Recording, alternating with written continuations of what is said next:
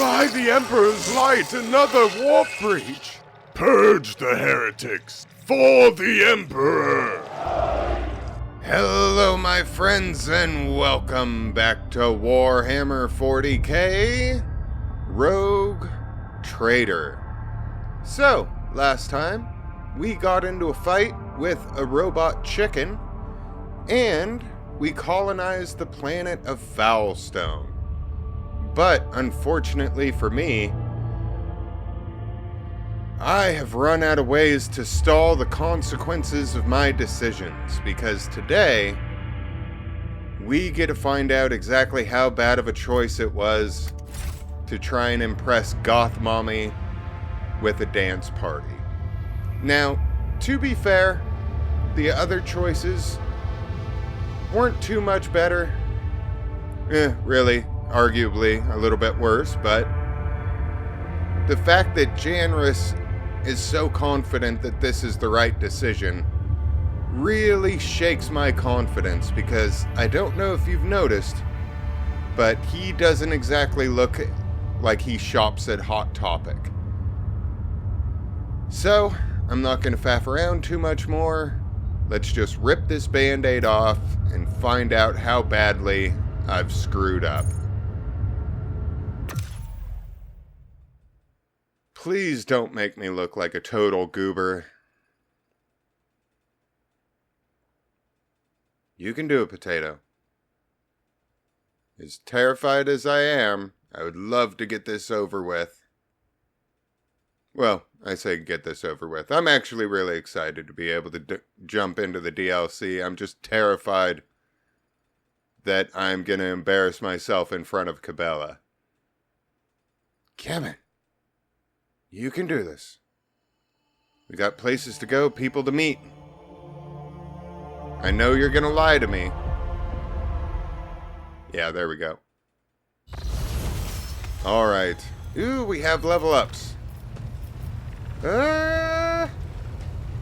Nope, I said I was gonna rip the band-aid off. Let's rip the band-aid off. I think I need to talk to Janris.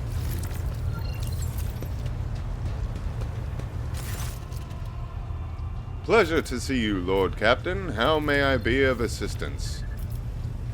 Apparently in no way that I could currently use. I guess we go talk to Goth Mommy. Hello, Cabela. Domin. No? May the Undying One shroud your footsteps from the faithless. How do I do this? Journal.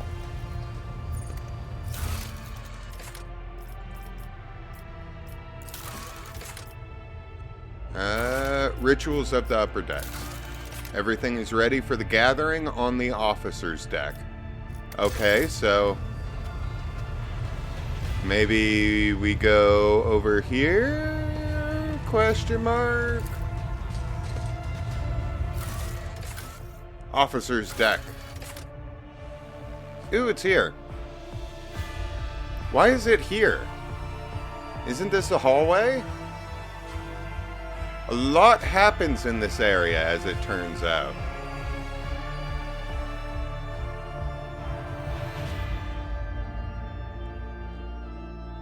Cameron.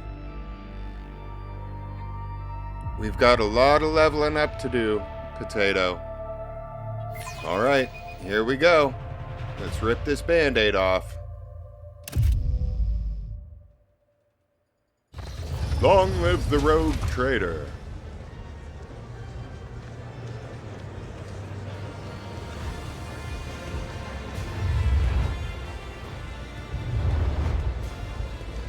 Hello, Goth Mommy.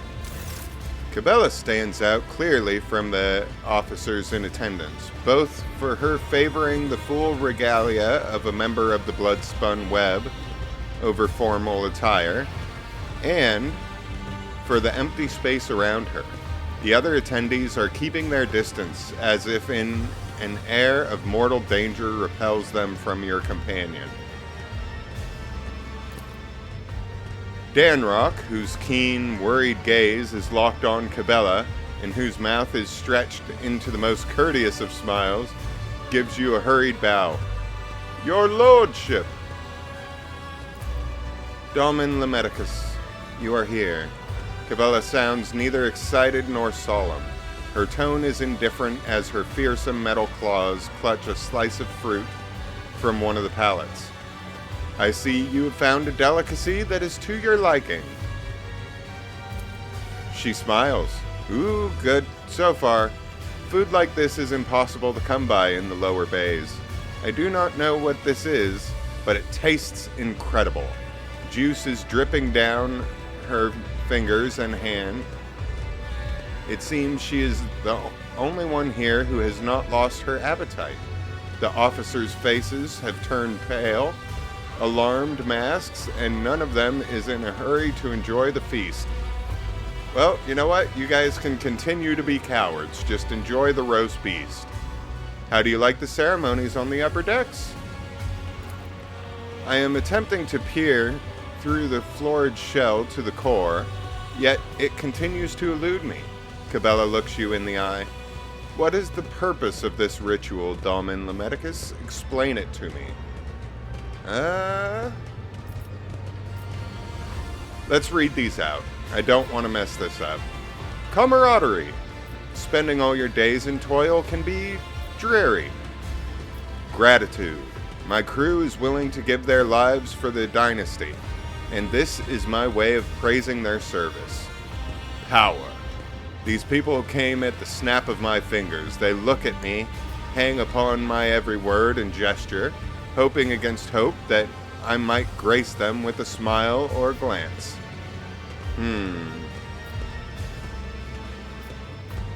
I'm kinda torn between these two. But I think I'm gonna go with number one, because I want Goth Mommy to start enjoying herself a little bit more often. Camaraderie. Spending all your days in toil can be dreary. Dreary? Is serving one's thread not the greatest joy there is? You of all people should know this, Domin Lemedicus. I am too conspicuous behind the rest of your servants. Cabela looks at the other guests, and they quickly avert their eyes. A fitting mask. That is what is required for a ritual like this. I came unprepared. It will not happen again. How are you? I feel wrong. Strange people, strange sounds and gestures. Cabela lets out a sharp breath. Her gaze becomes vacant, and her hand reaches for the table knife. I am losing myself in this whirlpool. Grasping the knife, she begins to carve lines right into the expensive wooden tabletop. A nervous murmur runs through the crowd. Their tense gazes are locked on the harmless-looking, barely sharpened metal utensil in the hand of the cultist of the bloodspun web.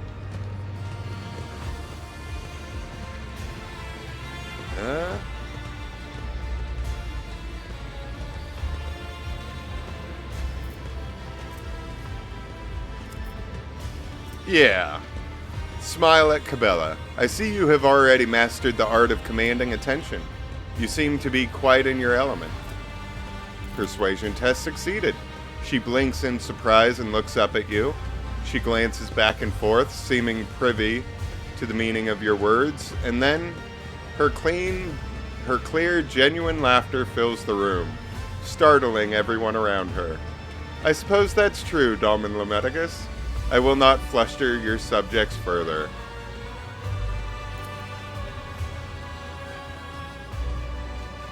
Cabela glances at the maze she has inscribed and sighs. Whenever I lose my thread, whenever I am forced astray by the outside world, I return to the labyrinth. It has all my answers. My meditation helps in finding my way out. I regain myself and praise the righteousness of serving the Undying One. Gesture at her spinner's mask and regalia. Your choice of attire is not customary for such gatherings. Cabela looks at you with mild confusion. My appearance tells those around me who I am. Everyone here is wearing a mask for their respective thread. Is this not a requirement for your rituals? She glances at the opulent room, the dazzling decor, and the handsomely dressed officers. She has a point. It's not my fault that I employ a bunch of cowards. I sense this gathering was a terrible mistake. Oh no! She was enjoying herself. Danrok sighs heavily and looked down. It's not your fault, buddy. It's not your fault. You definitely tried. Why? You have looked behind the curtain at my existence, and now I have looked at yours. Stares at you intently. I do not think that we have heard all the words that should have been spoken here today. Is it because you do not wish to say them in front of witnesses? I grow weary of the crowd. Take a walk with me. Cabela avoids your gaze as the two of you walk away from the other guests. She seems calm, but the slight tremble running down her right hand betrays her agitation. Once you are alone, she looks straight at you. I have discerned what you are doing here, and I know that you are calling it a ritual was a ruse. True rituals are consistent, immutable, like the cycles of the cooling machines in the ship's bowels, or the shifts in the bay's servants. This was spontaneous, something you prepared just for me, and then you stayed at my side the entire time. Now here you are, granting me yet another request. Why is that?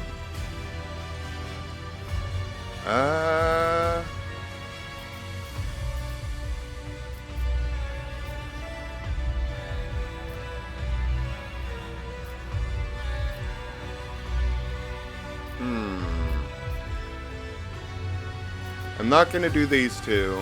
I really wish I could just ask this, but I don't want to risk it.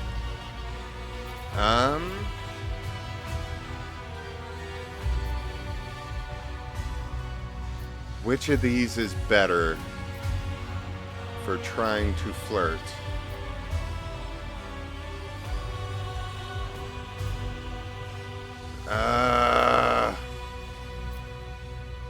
This is what happens when you have zero social skills, kids. Get out and talk to people. Touch grass. Don't just play games all day. That way, if you find yourself in the presence of a hot Goth Mommy, you will not fumble this as hard as I'm about to. I wanted to show you that there are other things in life besides service and duty. She tilts her head, studying her face. Other things, Damen Lemedicus? She suddenly looks away. A smile touches her lips. Oh, maybe I didn't fumble. When you asked me if I wanted to look at the rituals of your world, I was not entirely candid with my answer. Yes, to see the Damon's world is a priceless gift, but what I truly wished for was to see it with you. I didn't fumble. She gives you a searching look, narrowing her eyes.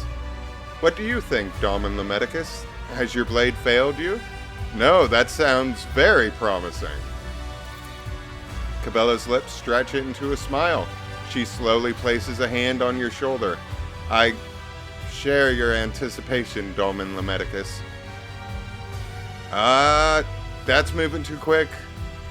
That's giving her a pat on the shoulder. I'ma go for it. Kiss Cabela. Oh!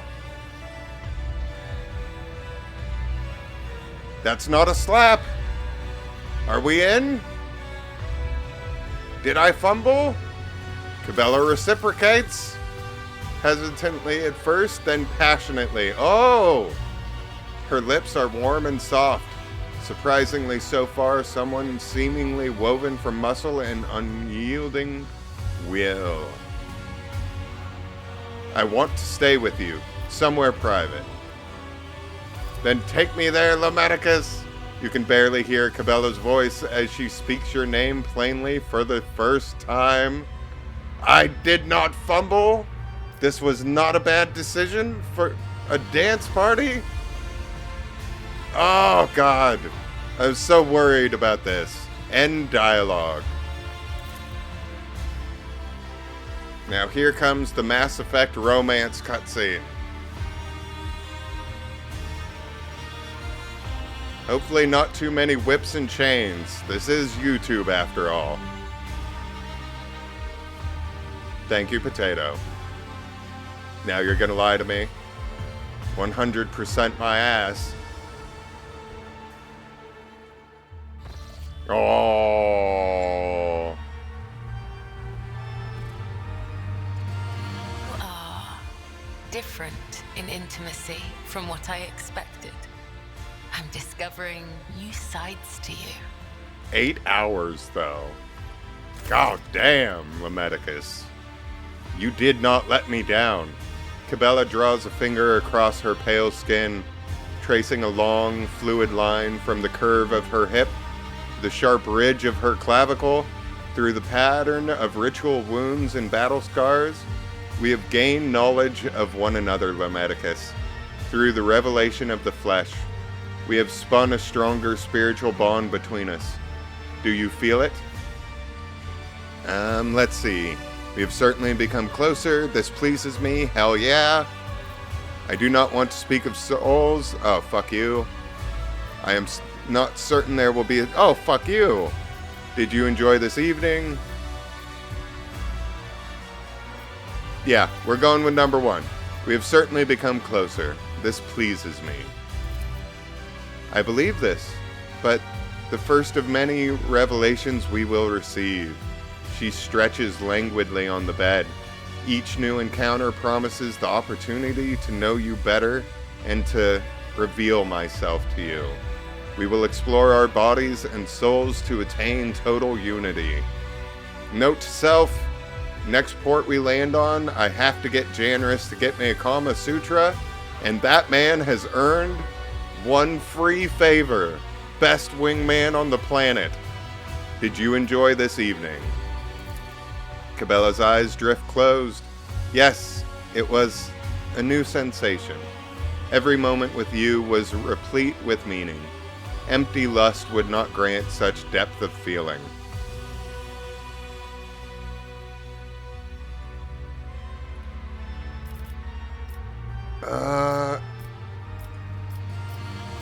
Please don't take this the wrong way. I just do not want to coldly end this conversation. I did not... damn it. I did not know physical intimacy held any interest for spinners. Please don't take it the wrong way. Bella, please. The blood-spun web does not encourage the pleasures of the flesh, but nor does it forbid them. A spinner is free to enjoy carnal love, but what draws them to it is usually curiosity rather than passion, or a special feeling, a sacred feeling that must not be sacrificed to ascesis? Damn, I need a better vocabulary. I must attend to other matters. I really wish I didn't have to, but we got planets to scan. And I must spend some time alone. I must traverse the labyrinth with new knowledge of us. Yes! Another level up? Okay. Well, before I go any further forward, we are gonna have to see to this. Okay. Let's see. Let me just break out my handy-dandy notebook real fast. Alright, so grants 1 additional AP at the 20th character level. Yes! And then we want perception. I have 55. Let's get perception to 60. And then next up would be an enemy affected by Surefire Plan also suffers a minus 20% penalty to dodge and parry. That's pretty good. What are my other options? Escape Plan. Last Plan.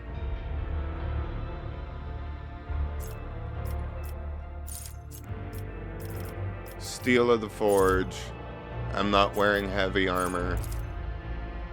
I can't use plasma or melta or power weapons. Yeah, let's go with disorienting plan. Alright. Abelard.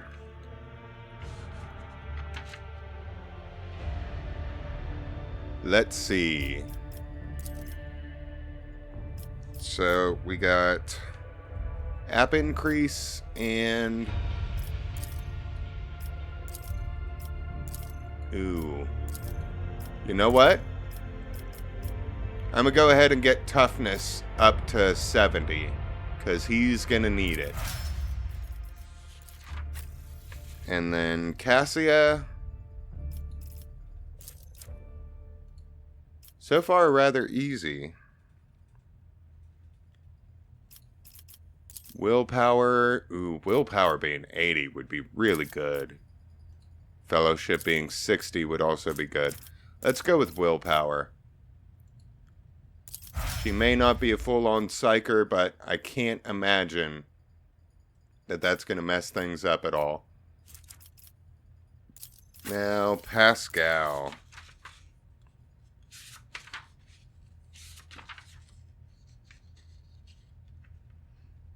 Okay. Pascal. Ooh, so far these are fairly easy decisions.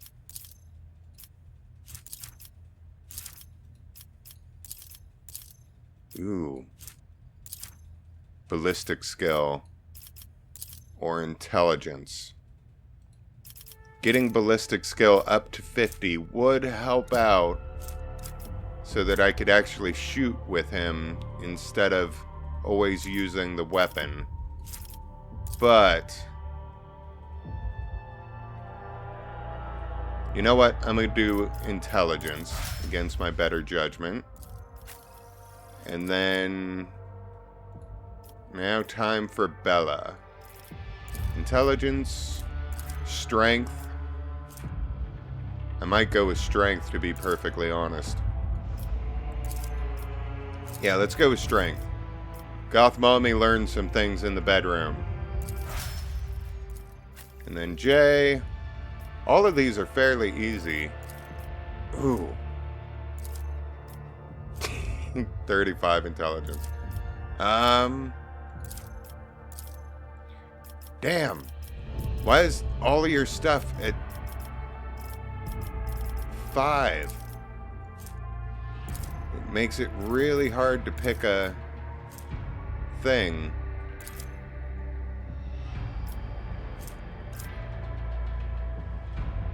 Okay, so not intelligence.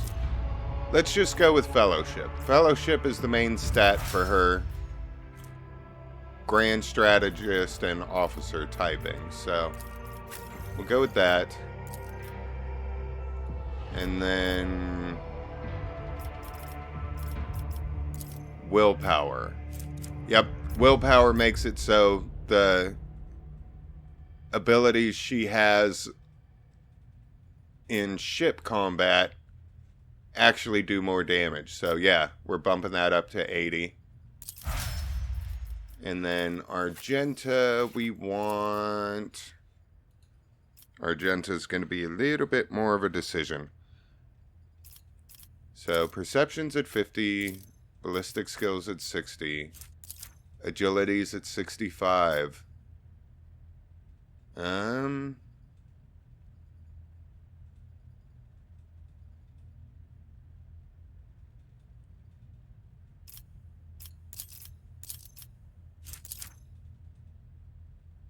Yeah, I kind of want to go with agility.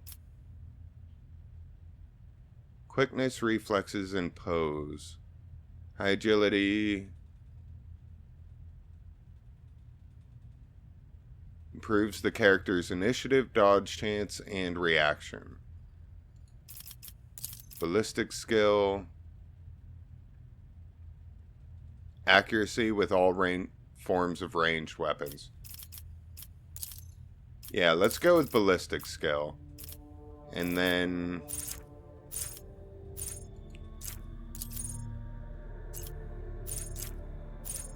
doing my part is pretty damn good.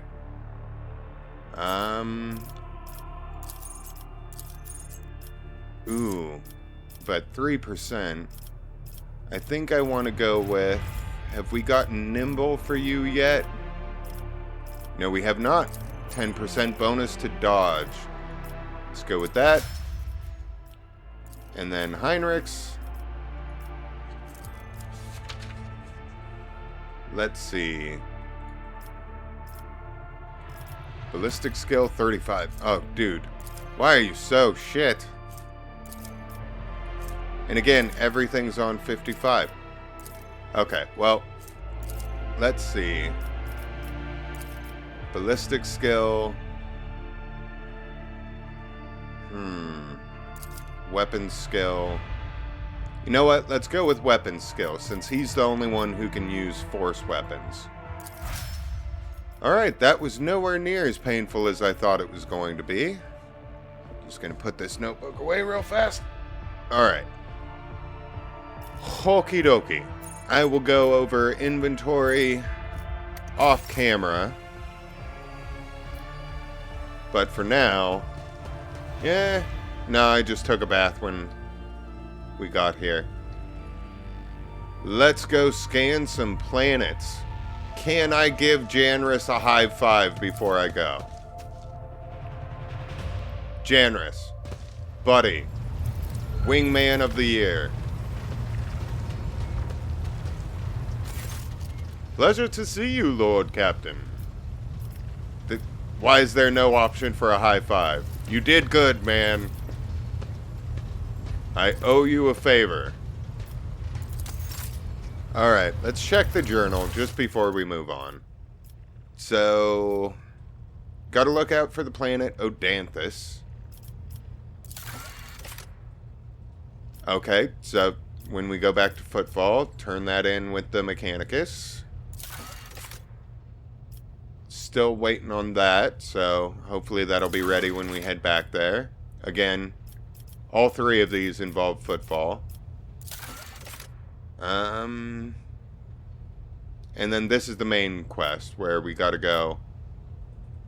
I think we're gonna go Janus first, and then Dargonus, and then Kiava Gamma last, because we had enough of that on that hellspawn of a ship. Secrets of the Cult. Bring Heinrichs to Kiava Gamma. You're gonna have to be patient. Talk to the Master of Seals on Dargonus for J. Meet with the Adeptus Arbites delegation on Dargonus. Okay, so this is the Arbites DLC, which I am very excited to start. Complete a development project. Okay. Of the highest difficulty in any colony.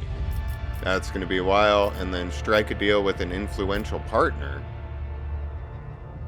I have no idea what you're talking about. But we at least did that.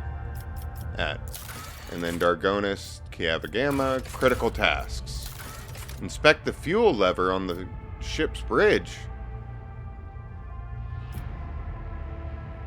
What is going on here? Where's the fuel lever? Hello? Turn on? Sorry, dude. I am looking for... Jocasta Sourback, High Factotum, Coronis Expanse.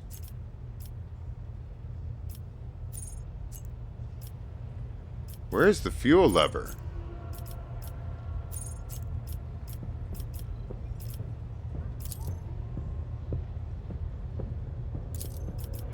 No quest marker, huh?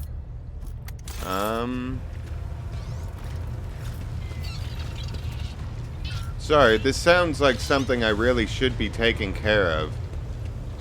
So let's see if we can find a fuel lever real quick. I don't want to just waste time running all over the ship, but this is what happens when you don't have a quest marker. Hello? Does anybody know where the fuel lever is? Is it around here? It's not around here. Is it up on my throne?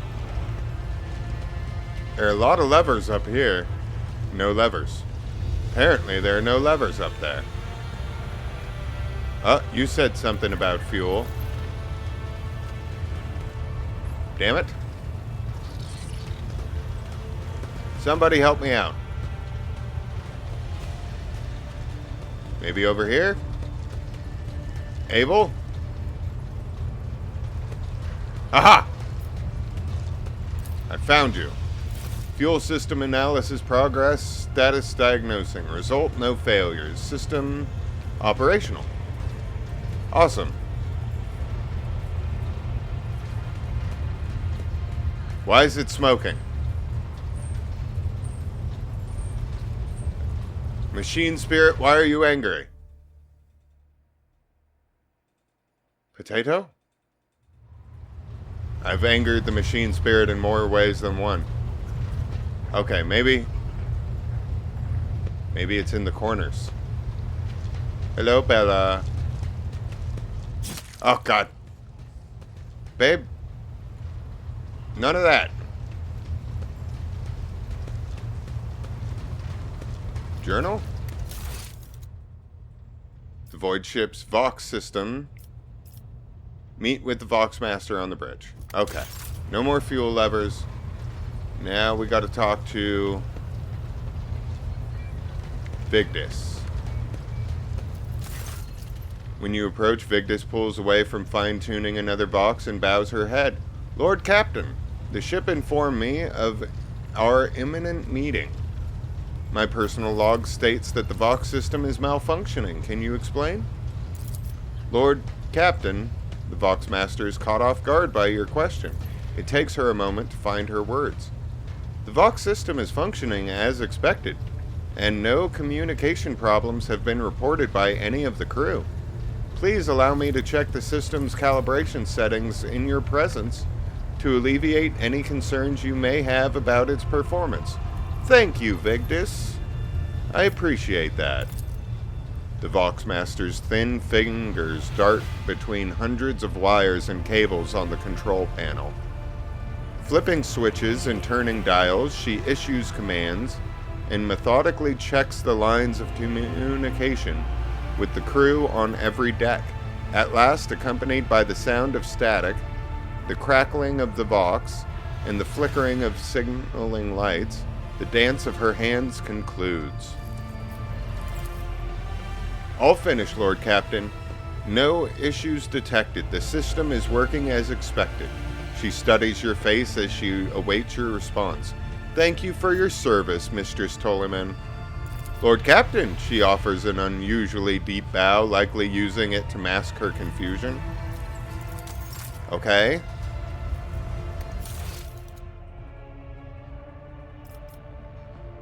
This feels like a trap. This may have started smoking, but there's nothing going on here. The Forgotten Twins system. We're gonna have to keep an eye out for it. What is this? We have no xenotech. Vladim Tokara has entered into a trade war with a competitor in the cold trade. Having lost several of his xenotech producers, he is in need of a powerful and influential supplier of the forbidden merchandise. +3 profit factor? A favor. Lord Inquisitor Calcazar's servants have been buying up top quality plasteel and transporting it to an unknown location. While the nature of the Lord Inquisitor's secretive grand-scale manufacturing operation remains unknown, the names of those who are assisting him are uttered with great respect. I'm very seriously considering that. And we have no Prometheum. The Explorador Cognizance fleet is planning a holy expedition to an unexplored subsector. Their emissary, Opticon 22, is prepared to buy a massive amount of fuel for their void ships. Alright, well, turns out that may not have been a mistake, getting that 5 plasteel after all. Thank you very much. Ooh. And we did the... Nicey nice.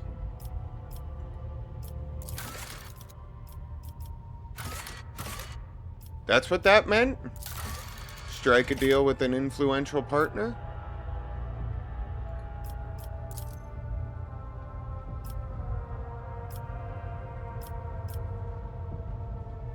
No.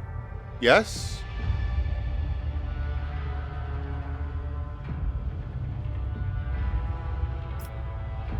Okay. I have no idea. Oh god. So much stuff.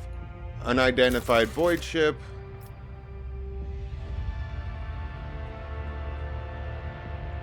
Stolen stars.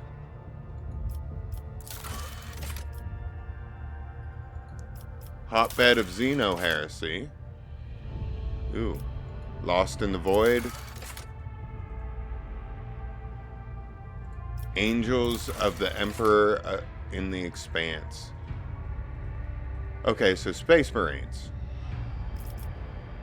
We have a lot of rumors, but no data. Fair enough. Well, we've wasted more than enough time. I think off camera, I'm gonna have to talk to Janris. Well, before I do, let's buy this and these. I'll do the reputation stuff off camera because we have quite a bit of cargo. And there's no point sort of wasting time. But I do want to take a look.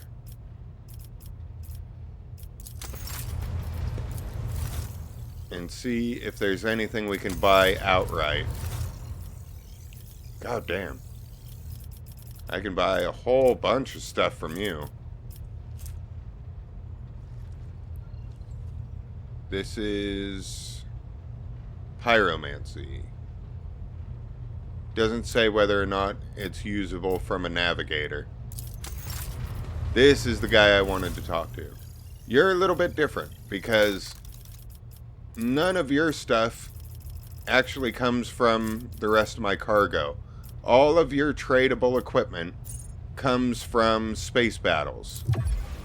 So we'll do this real fast. Oh, you hooker. You dirty whore, Austerius Thorfast. You're gonna nickel and dime me on 400 points? Damn you.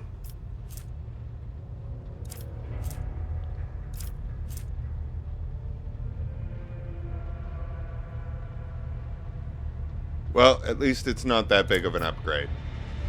I will be back. And I'll do the rest of the reputation stuff off camera, because that's going to take me a little bit to figure out exactly how much cargo I want to give to each person. And I do want to go scan a couple of planets before the episode is over. So it is off to the wild blue yonder. Man, this episode has already gone much better than I thought it was going to. Chart some new routes. Now, this is where Janice. I keep getting that mixed up with Janris, who's my wingman. So we'll go search this place after we search these two. Ooh. Cradle of Kepri. I can go over here. The Forgotten Twins. I'll make that decision later. Let's search these two places. Lord Captain, I hasten to report the disturbing news brought to me by the machine spirits of the ship. The matter is extremely delicate and concerns Lady Cassia. You see, since her first day aboard, her presence has been a disturbance to the crew's way of life. If you'll allow it, I have prepared a detailed report.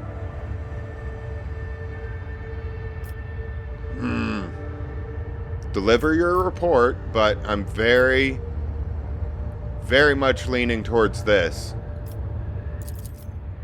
The first incident occurred immediately after our departure from Urak 5.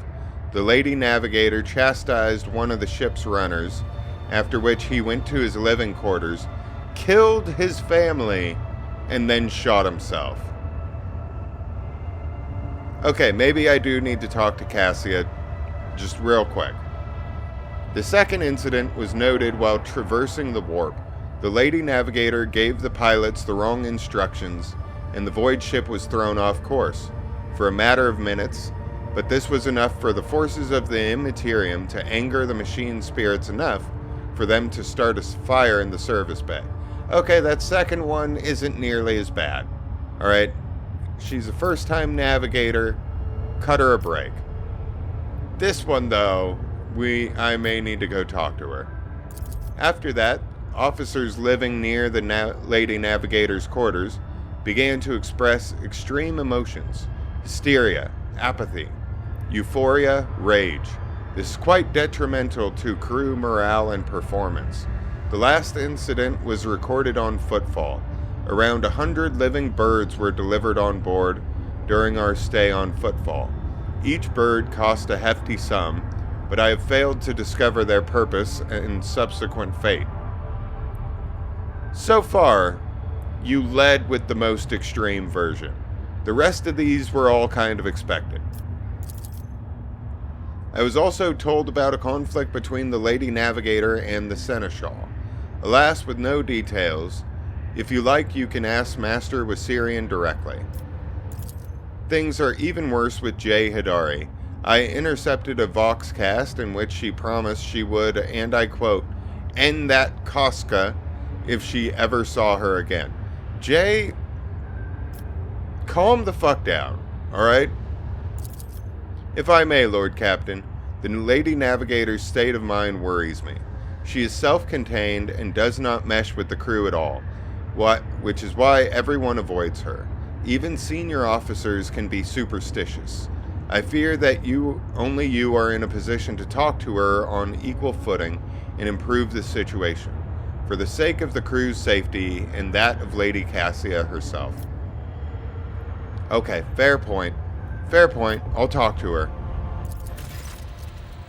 The warp jump went surprisingly smoothly. None of the deck officers on duty reported any incidents. However, a strange discovery awaited the Lord Captain when he returned to his quarters. The bed was unmade, and the impression of a head was still visible on the pillow. There were no other signs of intrusion.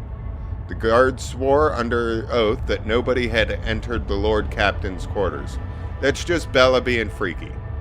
The Immaterium released us from its grip. This time. Alright. On to Omicron.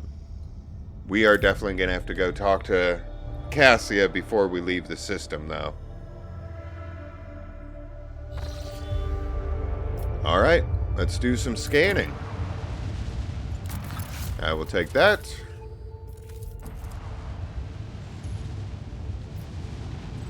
Fairly calm system.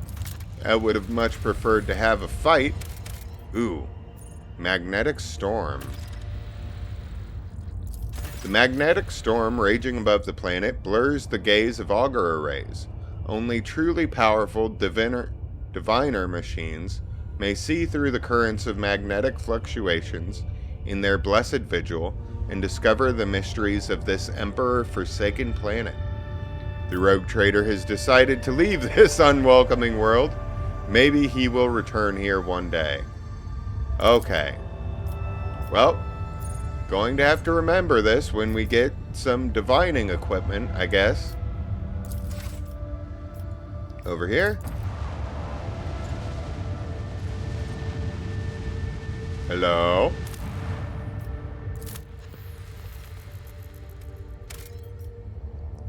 Inhabited world. But it's called the Dead World. The ruins of an ancient imperial city were discovered on a dead world completely deprived of an ecosystem. According to the reports, the entire settlement is contained in a titanic glass dome that once held an artificial atmosphere. Your augurs detected the framework of 3 other similar structures that were never completed. For whatever reason, the dome systems failed, and left behind is this city, a ghost that never managed to become a proper colony of the Imperium.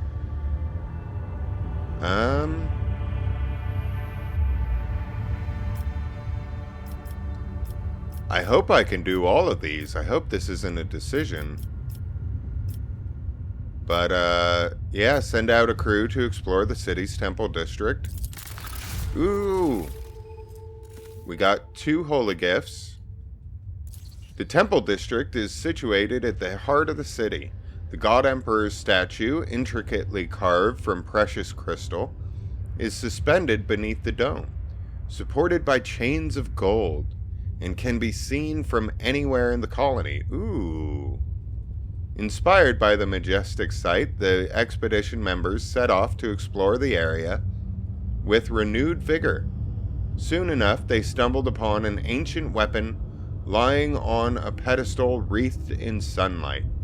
The expedition brought it back to the ship and told many tales of how the Emperor himself, who had been watching them from above, had directed their attention to the sacred relic. Single attacks with bolter weapons automatically hit the target. That is going on Argenta immediately. Order the scouts to gather as many supplies as possible. Ooh. Alright, your people flooded the city like a tidal wave, filled building after building, bunkhouse after bunkhouse, and receded from its quiet streets just as quickly. There were plenty of useful things among their findings, including foodstuffs and weapons. Nicey nice. Drain the remaining fuel from the generator stations. This city won't need them anymore.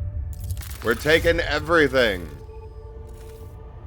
It takes several trips to deliver the massive Promethium storage tanks to your vessel. The crew grimly points out the colony was running out of fuel. Had the life support systems not failed prematurely, the locals would still have perished due to lack of energy.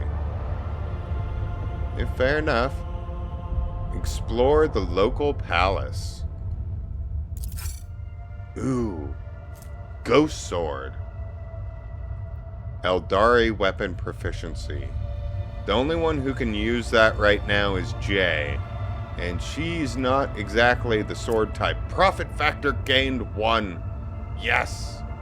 Yes! A lavishly decorated estate of the local ruler towers over rows of featureless bunkhouses.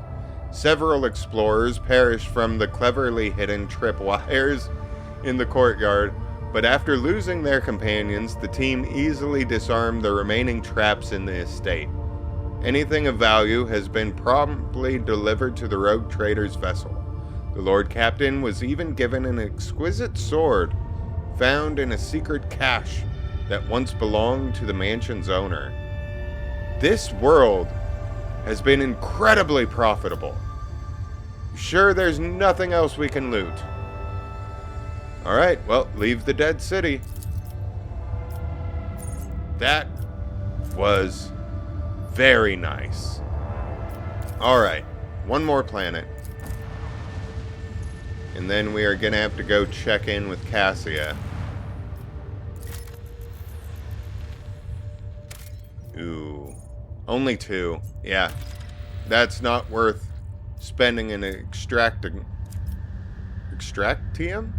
I am never going to be able to pronounce this properly. That's not worth spending an oil well on. Alright. Well, back to the bridge. We need to make sure Cassie is not going to kill half the crew on accident and the other half on purpose. My God. A little bit more. Come on, Potato. You can do it. There we go. Cassia, I hate to do this, but we need to talk. Hello, You've. I serve the Imperium and House Orcelio. Did she install a Vox for you? Last I heard, she had cut out your tongue. Words cannot describe how boring the bridge is without our stimulating conversations. Yeah, which is why I really don't like to do this, but I have heard rumors that you are not getting along well with the crew. Panic flashes in her ruby red eyes, and your heart starts beating a little faster while your hands go cold. Not here. I'm begging you. Aren't noblemen supposed to discuss such things away from the servants? You're absolutely right. Let us go to my study. No one will disturb us there. Then lead the way, and I will answer all of your questions. All right. Okay. What is it you wanted to talk about, Lord Captain? I have nothing to say to your unfounded accusations about my conflicts with the crew. I cannot recall having a single quarrel with any of your people during my entire time aboard. Okay, well, I've got a long laundry list here, so you might as well settle in. Maybe take a seat. The messenger you rebuked butchered his own family and then killed himself. Yeah, let's start with the most important one first. I haven't rebuked a single errand boy on this ship. I think I remember. A kind young man with a shy smile and skillful fingers. Skillful fingers? Cassia, what did you do to this man? With too much rotten ochre on his shoulders. I grew tired of the disgusting color and advised him to lighten his burden by casting the weight off his shoulders. He did not come in the next day or ever again. Yeah, that sounds solved. Let's move on to the next thing. Really? I don't gotta say don't do that?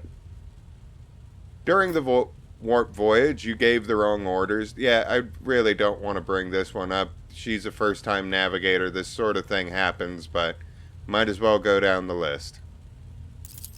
I saw something in the warp.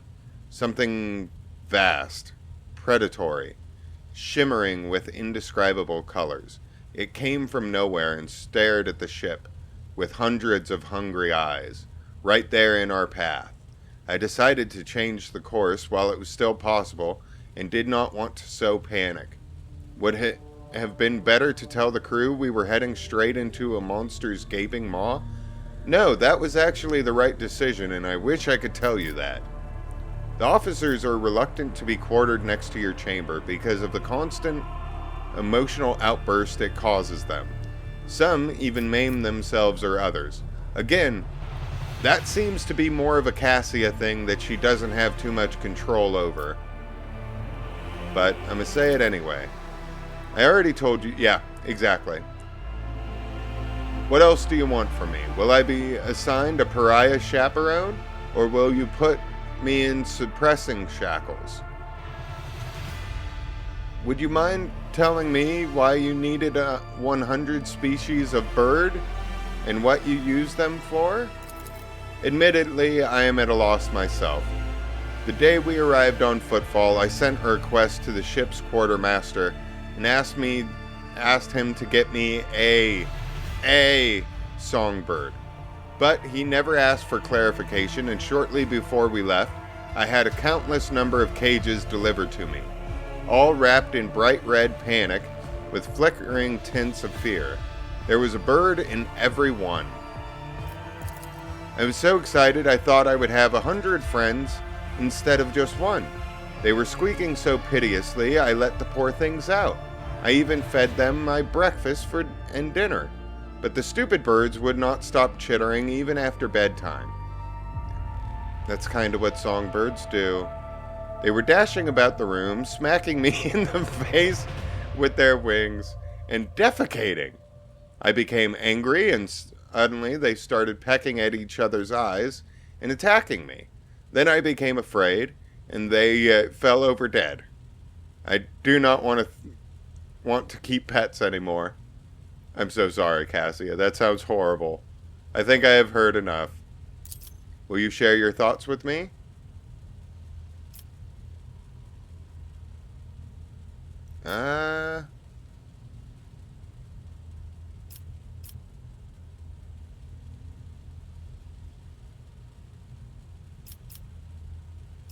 This sounds like flirting, so I don't trust it.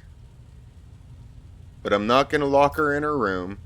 I'm not going to tell her she did terrible things, because most of this stuff seems like it was an accident. The one thing she did on purpose was avoid a monster. So, there. That would be wonderful. My education on your Act 5 was cut short, but I had realized by then that the wisdom of books is a poor substitute for the wisdom of experience. Very well, since we are done with this misunderstanding, I would like to change the subject. It would only be fair for me to ask you a few questions now, wouldn't it? Cassia hesitates and continues in a less confident tone. Do not mistake me. I am not going to accuse you of anything. It's just that you are the most worthy interlocutor, I've got to get a better vocabulary, on the entire ship, and you are always so busy. What would you like to ask?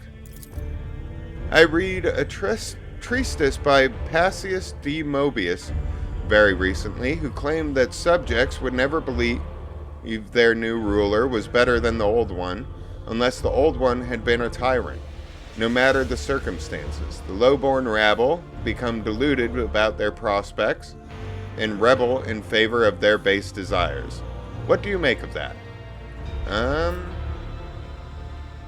Your interpretation of the classical text is not entirely correct. If the subjects have grown accustomed to the ruling house, all the sovereign must do is refrain from breaching long-standing traditions, adjust unwanted laws, as gradually as you would shift the bed of a flooded river, and no one will ever take power from you.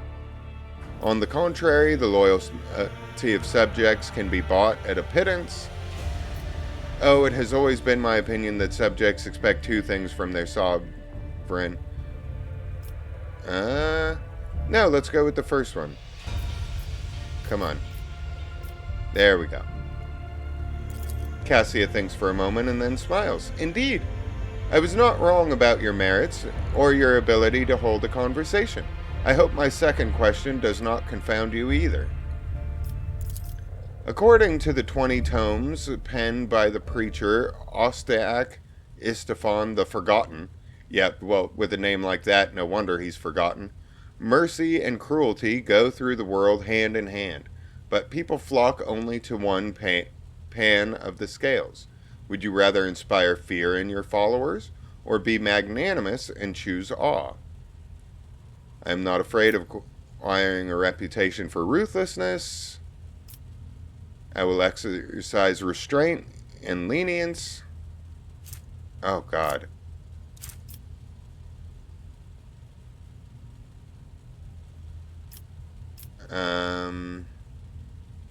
I'm not afraid of requiring a reputation for ruthlessness. I would rather crush a rebellion than condone one. I will exercise restraint and lenience in my actions, exercise suspicion and mistrust, harden the hearts of the people. I agree with this one more than this one. One must be a tyrant, a friend, and a jester to one's subjects. What matters is that to clearly discern which role is required at a given moment. I agree with this one the most. Please pass. Yes! Fellowship test succeeded. There's so much power in your words. Power that makes me want to join you. I understand now why your subjects are eager to follow you. I admit I was afraid we were too different, and yet you helped me realize that I can be candid with you. Please do continue. I must confess that sometimes I can hardly bear the burden the house has placed upon me. I feel I am not doing my best. Tell me how you, heir to a protectorate, can bear the responsibility for billions of lives day after day and not stoop under all the weight.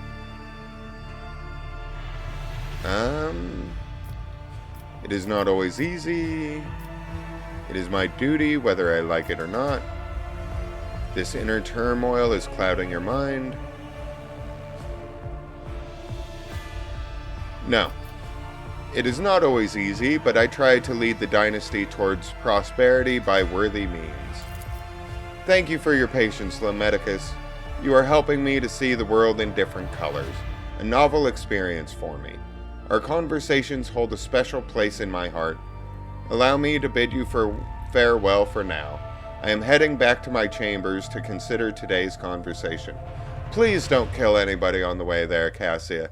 I am getting increasingly worried from you, but it feels like we've made a little bit of progress. Okay. Well, unfortunately, it is getting to be about that time of the hour. So, we are going to have to end it here for today. But, hang on a second. Just need to figure out which one of these I'm replacing. Once per combat. I will not. Where does this go? Oh, okay, that can only go there.